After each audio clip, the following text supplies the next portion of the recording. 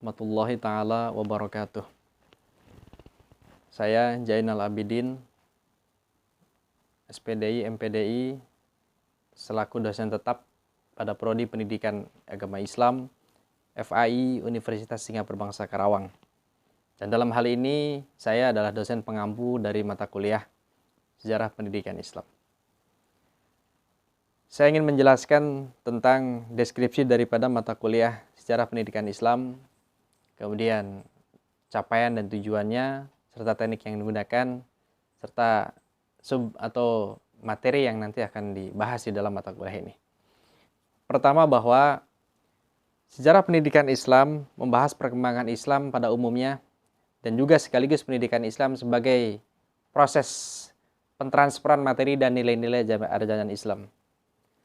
Proses pentransferan yang selalu berkembang sebagai hasil interaksi para ulama dan cendekiawan dari pengaruh kerajaan Indonesia, budaya bangsa Timur Tengah, dan Eropa.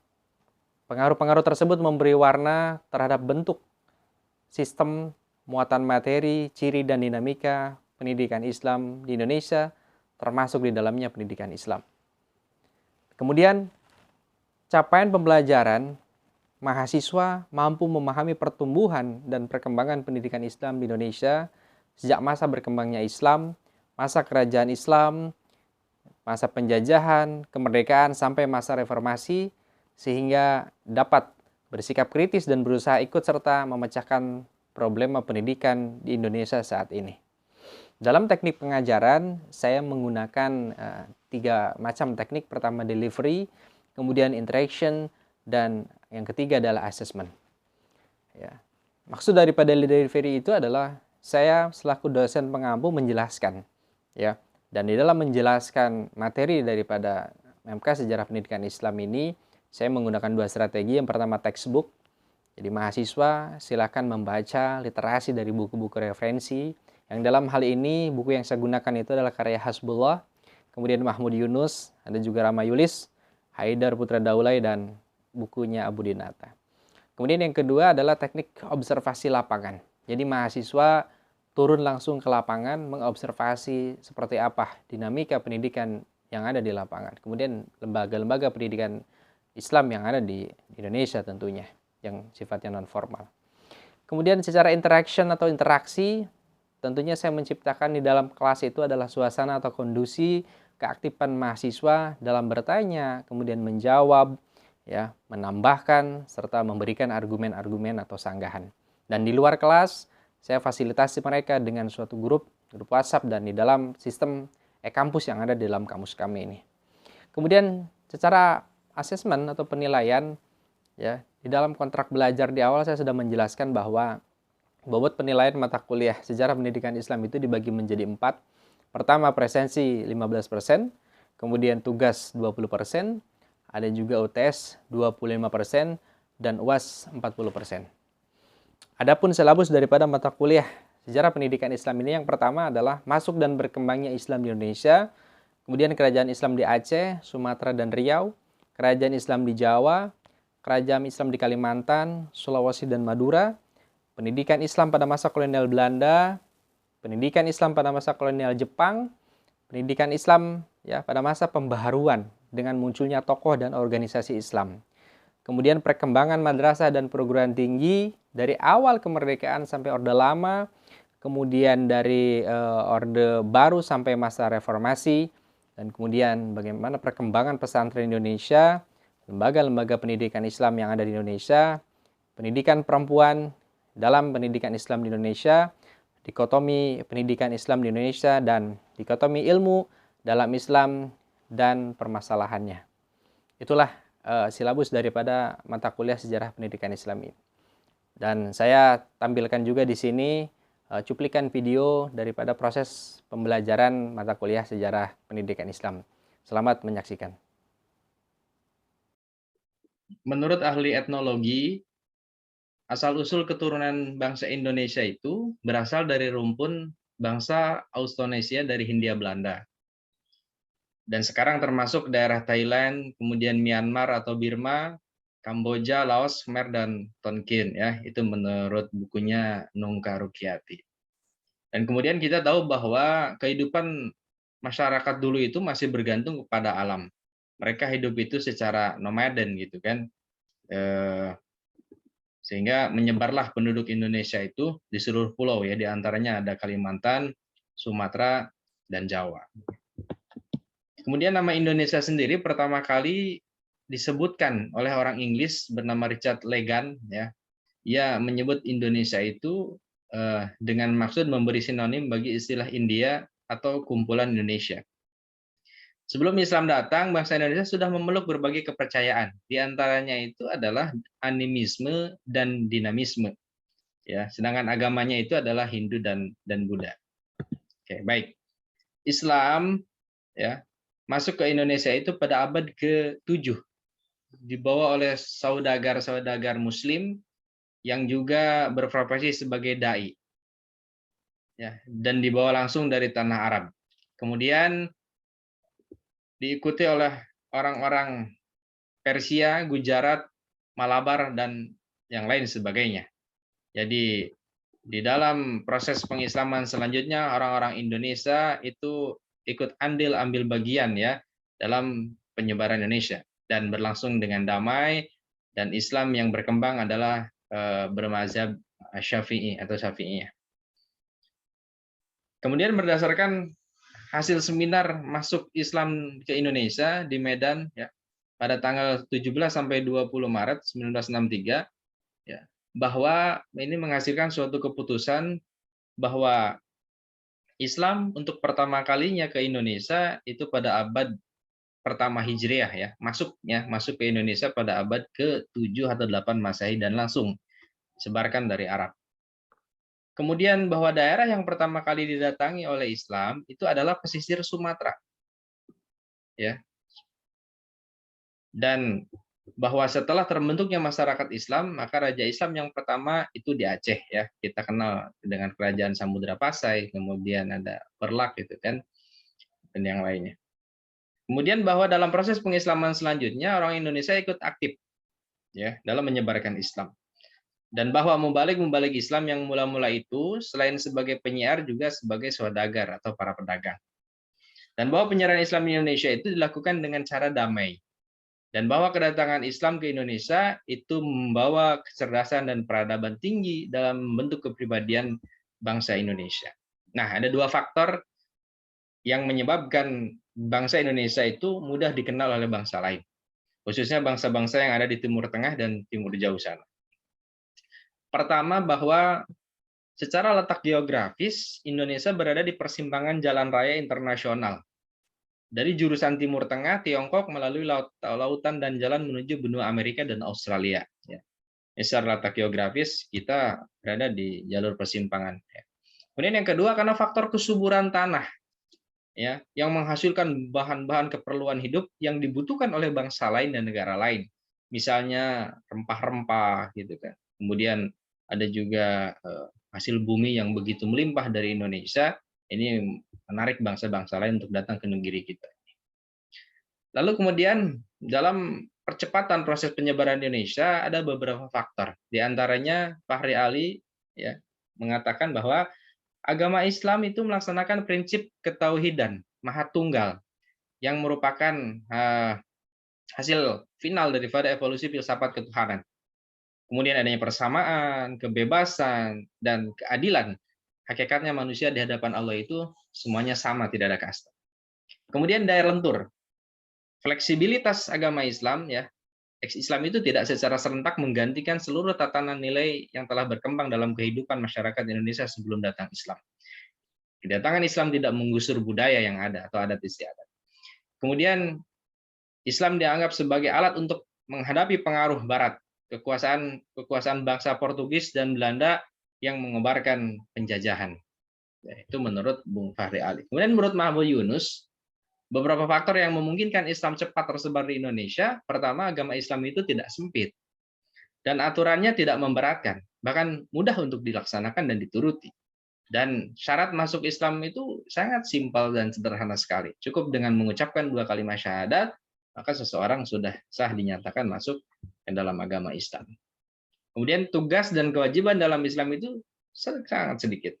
Dan penyiaran Islam dilakukan dengan perkataan yang mudah dipahami umum, dapat dimengerti oleh segala golongan.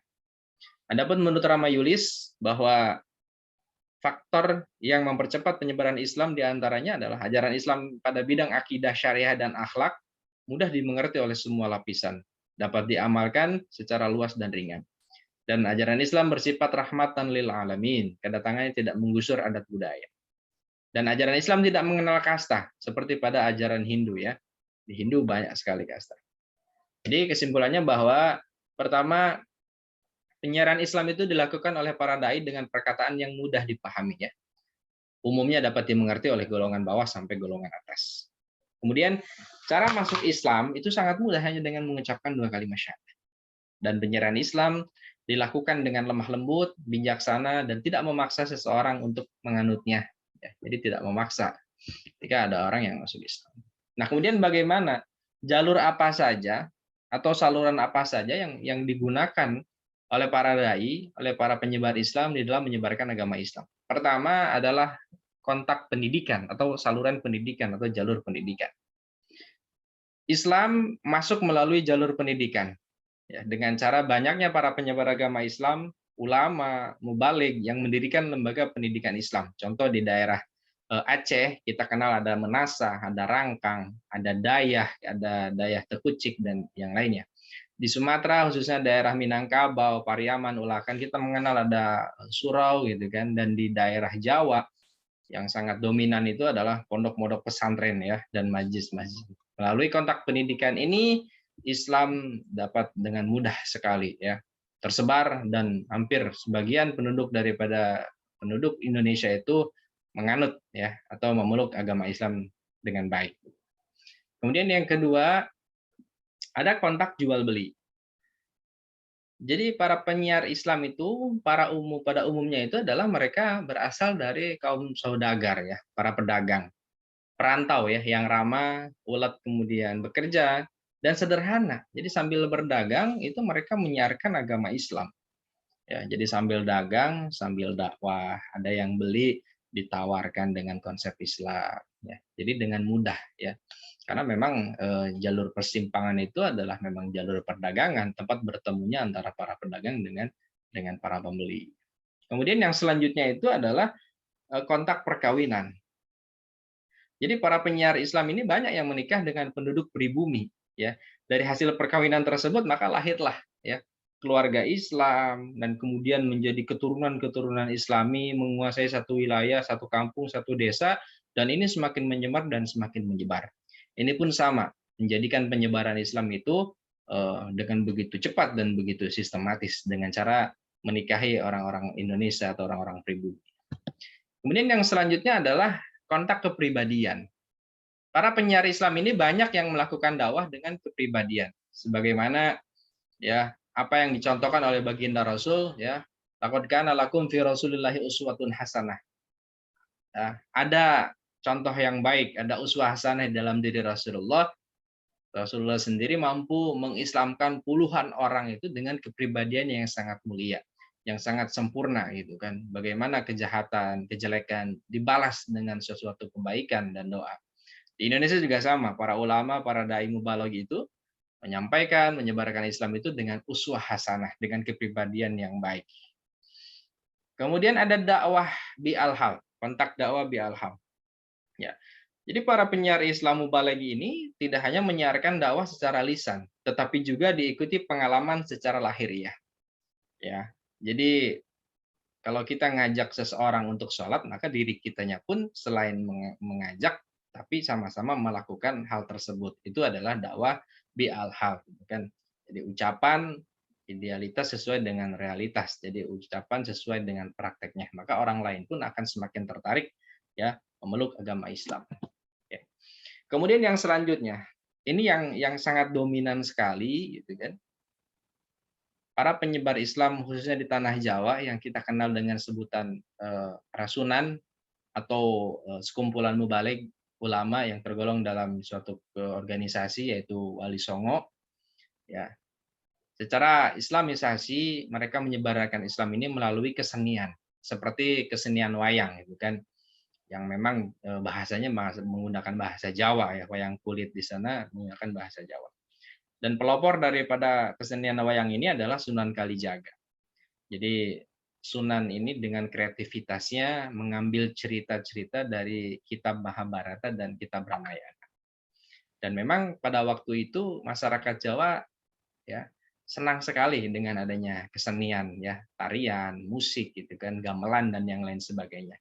Sehingga dengan kecerdasan dan adaptasi Sunan Kalijaga mampu dia mengakulturasikan kesenian dengan agama, dengan Islam. Apa kalau ada orang yang ingin menyaksikan pertunjukan wayang tersebut ya, syaratnya cuman ya cukup dengan mengucapkan 2 kalimat syahadat. Tidak usah membayar tiket, tidak usah membayar ongkos masuk ke dalam pertunjukan itu. Jadi dengan syahadah itu adalah sudah termasuk tiket masuk daripada pertunjukan itu. Yang nantinya Sunan Kalijogo itu akan menjelaskan arti yang dibaca pada saat masuk ke dalam pertunjukan itu ya. Dan di dalamnya juga banyak unsur-unsur yang memang dari kitab Hindu ini yang beliau ubah cerita-ceritanya ya. Seperti Pandawa 5 itu dirubah menjadi rukun Islam gitu kan, sholat 5 waktu dan yang lain sebagainya. Pokoknya akulturasi budaya yang dilakukan oleh para sunan ya, oleh para wali songo ini sangat luar biasa. Tidak menyinggung masyarakat setempat itu kan, kemudian tidak merusak adat budaya yang ada, sehingga Islam mampu masuk ya. Islam mampu mengisi sendi-sendi kehidupan mereka gitu kan, dan mereka bahwa Islam ini adalah sesuatu hal yang baru yang memang positif dan baik begitu kan. Ya, itu melalui jalur kesenian. Kemudian kontak kekuasaan ya. Di kita sebelum adanya Islam itu banyak sekali ya kerajaan-kerajaan Hindu-Buddha gitu kan. Dan kerajaan Sriwijaya itu merupakan kerajaan yang sangat besar sekali gitu kan. Ada Majapahit dan yang lain sebagainya. Jadi para penyiar Islam ini mampu mengislamkan rajanya sehingga rakyatnya pun ikut masuk Islam ya. Jadi politik kekuasaan ini dilakukan oleh para sunan, khususnya sunan-sunan yang memang senior gitu kan, dengan cara mendampingi, menjadi teman, penasehat ya para raja-raja itu. Akhirnya ada suatu ketertarikan dari para raja itu, ya. Akhirnya raja mau masuk ke dalam Islam dan otomatis ketika rajanya sudah memeluk agama Islam, secara tidak langsung akan berbondong-bondong rakyatnya juga masuk ke dalam ajaran Islam itu. Ya, Raden Fatah ya keturunan Raja Pajajaran gitu kan, Raja Brawijaya itu kan. Ketika Raja Demak ini memeluk agama Islam dan mendirikan kerajaan Islam pertama di daerah Jawa yaitu Kerajaan Demak, itu dengan seketika Islam menyebar ke seluruh wilayah ya. Jawa Tengah, itu Jawa Timur itu sudah hampir semuanya dikuasai oleh Kerajaan Demak ini yang dipimpin oleh Raden Fatah. Kita tahu bahwa Raden Fatah ini adalah disokong oleh para wali songo. Termasuk gurunya adalah Sunan Ampel ya. Semua orang berbondong-bondong masuk ke dalam Islam berkat raja yang arif dan bijaksana ini. Kemudian ada kontak sufisme. Masyarakat Indonesia itu dari dulu sangat kental sekali dengan tradisi mistiknya, dengan tradisi kliniknya, dengan tradisi sufistiknya. Ya kita tahu bahwa agama Hindu itu ya kental sekali dengan sajen untuk beribadah gitu kan, menyembah Sang Hyang Widi gitu kan.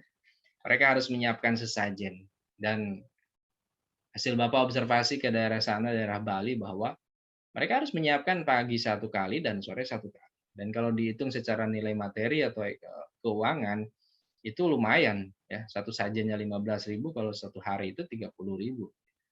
Nah, budaya atau tradisi sajen ini melekat sangat kental sekali di dalam budaya Jawa. Sehingga ketika para ulama masuk, ya tidak lantas seketika mengharamkan sajen ini, gitu kan, menghilangkan, menggusur ada tidak. Sajennya tetap ada, cuman dialihkan. Contoh seperti orang yang bangun rumah, gitu kan. Ketika yang bangun rumah itu bikin sekepal nasi, sekepal daging, taruh di pojokan, ketika didatangi ulama, dikatakan bahwa kamu jangan hanya menyimpan sekepal daging di pojokan. Lalu berapa Kiai daging yang saya harus hadirkan? Kamu beli sekilo 2 kilo. Kemudian kamu undang tetangga, saudaramu gitu kan. Nah, kumpul-kumpul ya, baca-baca Al-Qur'an, itu namanya selamat, supaya selamat. Walaupun dia tanya, "Itu yang di pojokan bagaimana Kiai?" Ya, disilahkan, tidak dihilangkan dulu oleh para sunan itu. Nanti lama-kelamaan orang tersebut juga akan tersibukkan dengan sajian yang disuguhkan kepada, para tetangga, para saudara mereka yang datang untuk mendoakan bersama-sama, yang namanya selamatan gitu. Ya, dengan adanya kemenyan kita kenal sekali gitu kan, sajian tidak komplit kalau tidak ada kemenyan. Kemenyannya tidak menjadi masalah, karena itu adalah alam, ya. Kemenyan, gaharu, buhur gitu kan. Kemudian ada kayu cendana, kayu koka itu adalah pewangi. Wangi-wangian itu Rasulullah sangat senang sekali. Cuman hanya diganti dengan ya wailah hadrati, wailah ruhi gitu kan. Semoga arwahnya dan yang lain sebagainya. Ya, itu maksud daripada orang Jawa itu memang sangat kental sekali tentang sofistiknya, sofismenya atau mengenai tentang hal-hal kliniknya gitu kan. Baik.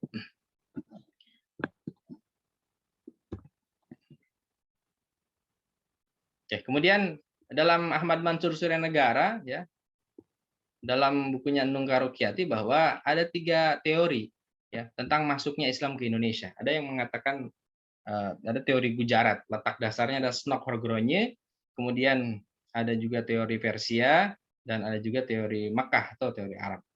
Pertama teori Gujarat ini ya, yang letaknya ada Snok-Horgronje, ini kurangnya fakta yang menjelaskan ya peranan bangsa Arab datang dalam penyebaran agama Islam ke Nusantara. Yang ketiga, hubungan dagang Indonesia-India itu telah lama terjalin.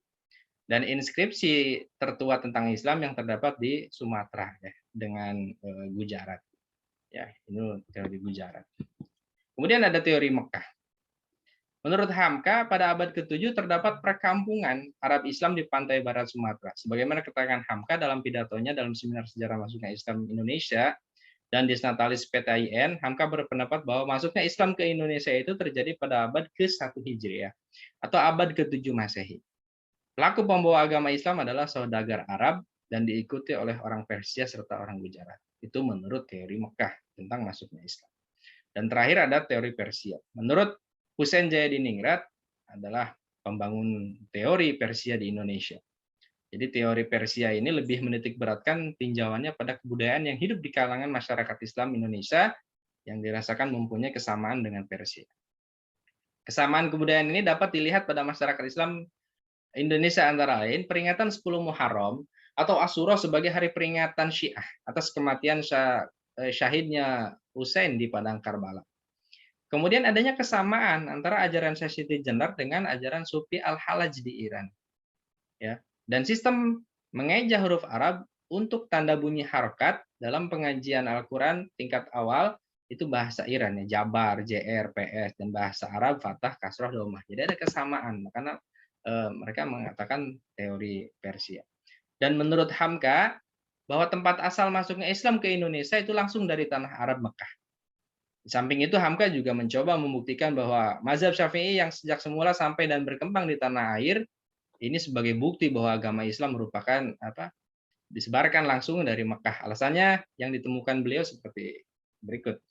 Raja-raja Pasai disebut dengan gelar Al-Malik dan bukan gelar Syah. Ya. Seperti tradisi gelar-gelar raja India ya, besar sekali kemungkinan bahwa pemakaian gelar Al-Malik ya, gelar Al-Malik ini ya, Pasai itu berarti sangat erat dengan Mesir sebab gelar raja memeluk Islam sudah keturunan Salahuddin semuanya memakai gelar Al-Malik. Dan di Mekah ada ulama disebut Al-Jawi. Ya, teman-temannya ada Al-Termasi, Al-Minangkabawi, Al-Palimbangi, Al-Bantani. Dan pada abad ke 13 ya, sezaman dengan Ibnu Battuta, sudah ada ulama-ulama dari Jawa yang mengajarkan tasawuf di kota suci Mekah. Ya, jadi itulah berbagai macam teori-teori masuknya Islam ke Indonesia. Ada teori Gujarat, teori Persia, dan teori Mekah ya. Baik, sebagai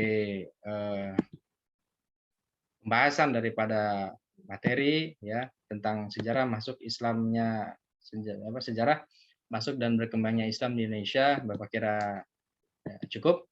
Selanjutnya kita masuki ke session tanya jawab. Kepada yang mau bertanya, Bapak persilahkan.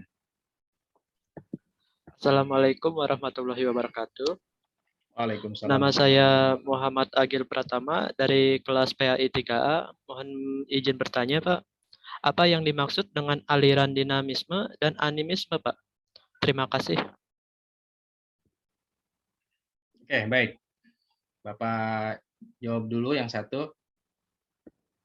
Eh, aliran dinamisme itu adalah suatu paham, ya, suatu paham yang mempercayai bahwa adanya benda-benda yang mempunyai nilai spiritual atau kekuatan magis, ya. Contohnya seperti ya keris gitu kan, batu akik, kujang gitu kan, pedang, golok atau yang lainnya yang mereka anggap percayai bahwa dari benda-benda itu mempunyai nilai-nilai kekuatan magis atau spiritual. Ada juga yang disebut dengan animisme, kepercayaan akan adanya roh-roh nenek moyang yang menghuni suatu tempat atau menghuni suatu pohon. Ya sebetulnya ada ateisme, animisme, dinamisme, ada juga politeisme, paham yang mengatakan bahwa Tuhan itu banyak. Ya, kita kenal di agama Kristen itu ada Trinitas. Ya, di agama Hindu ada Trimurti. Dan yang terakhir itu adalah ada monoteisme, paham yang menyatakan bahwa Tuhan itu satu. Dan hanya agama Islamlah yang sudah sampai kepada final filsafat evolusi ketuhanan yang menyatakan bahwa qul huwallahu ahad.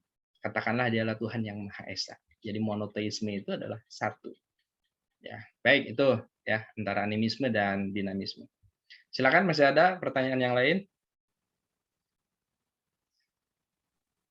Assalamualaikum warahmatullahi wabarakatuh. Waalaikumsalam Saya warahmatullahi wabarakatuh. dari PAI 3E izin bertanya Bapak, ada berapa kasta yang ada di masyarakat Indonesia? Sekian, terima kasih Bapak. Baik. Ya, memang betul bahwa ketika zaman agama Hindu di Indonesia, khususnya masyarakat Jawa ini, kasta-kastanya itu lumayan banyak ya, ada 7 ya.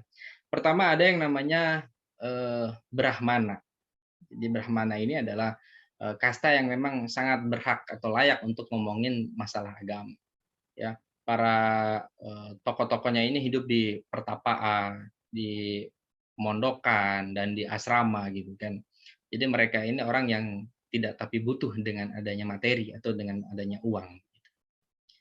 Kemudian ada juga kasta ksatria, orang yang tidak boleh punya kekayaan, ya, tapi kebutuhannya dicukupi oleh negara. Seperti kalau di Indonesia itu adalah Bung Karno, diabdikan hidupnya untuk negara, walaupun dia tidak mempunyai harta apapun dari negara itu.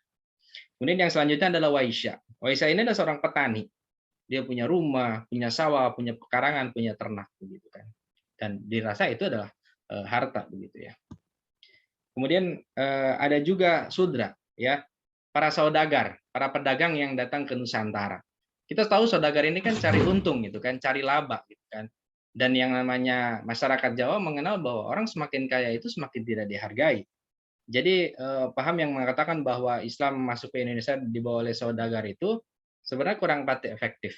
Ya, efektifnya itu adalah dibawa oleh para brahmana ya, para ulama yang memang tidak membutuhkan harta ya, tidak membutuhkan dunia materi. Selanjutnya ada candala, orang hidup dari hasil membunuh. Seperti ada nelayan, tukang jagal, algojo dan yang lain sebagainya. Yang keenam ada meleca, ini adalah orang asing, orang luar, mereka hanya diperkenankan untuk menjadi para pelayan di negeri kita Indonesia. Dan terakhir itu adalah ada tuca, seorang maling, seorang rampok, ini nggak pantas sekali untuk ngurusin agama dan ngurusi negara ya. Demikian jawaban dari Bapak ya. Mudah-mudahan bermanfaat dan bisa menambah pengetahuan dan wawasan. Baik, Bapak rasa pertemuan untuk malam hari ini cukup. Nanti silakan akan Bapak share nanti untuk tugasnya ya. Demikian disampaikan. Ya. Assalamualaikum warahmatullahi wabarakatuh. Waalaikumsalam warahmatullahi wabarakatuh. Waalaikumsalam. Tadi cuplikan daripada video pembelajaran saya secara online. Semoga video itu bermanfaat untuk semuanya. Akhirul kalam, assalamualaikum warahmatullahi wabarakatuh.